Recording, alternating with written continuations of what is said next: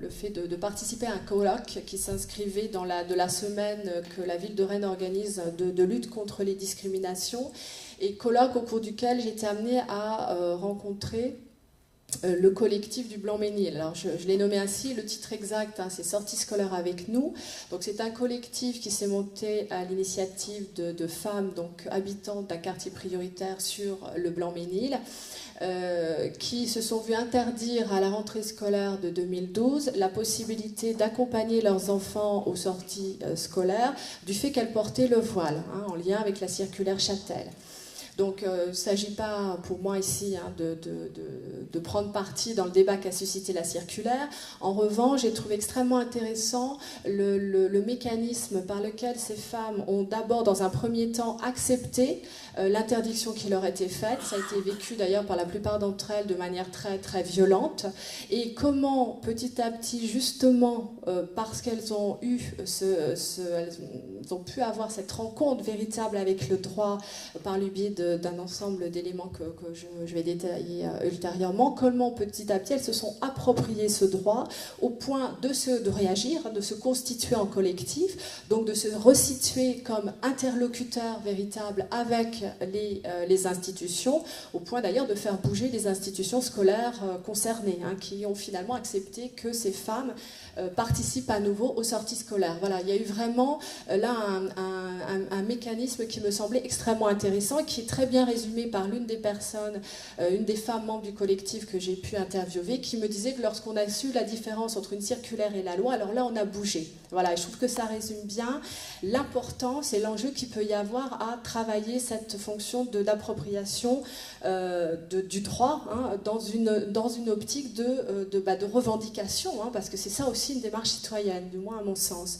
Alors, donc une expérience phare, celle du collectif, donc d'une part, parce que je viens d'expliquer, elle montre que cette rencontre effective avec l'objectif qu'on y pose, hein, de cette capacité à s'approprier, à remobiliser le droit, bien, elle est possible, ce qui était déjà en soi important.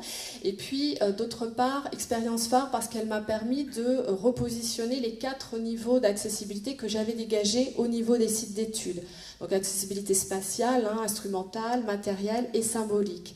Dans l'exemple du Blanc-Ménil, il est apparu dans les discours, en ce qui concerne l'accessibilité spatiale, le rôle central joué par un centre social avec que les femmes du quartier fréquentent, qui a véritablement, qui est là qui est implanté depuis longtemps, qui a véritablement acquis une légitimité, au point que la coordinatrice que j'ai pu interviewer, qui participe à ce centre social, m'expliquait que lorsqu'elle est entrée en poste, ce sont les femmes du quartier qui ont été en capacité de lui transmettre le récit de cette institution, de ce centre social, et non pas ses collègues elles-mêmes. Voilà. Donc l'importance, là aussi, hein, d'un dispositif implanté qui a du sens, dans un quartier qui a du sens, qui a une légitimité et qui du coup peut jouer un rôle.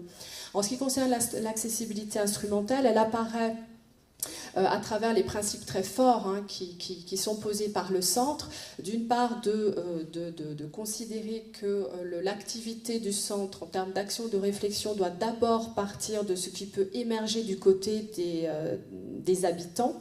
Hein, la coordinatrice dit qu'il faut, voilà, c'est ce qu'on doit prendre en compte en priorité, hein, ce qui vient des habitants, sur comment ces habitants le vivent.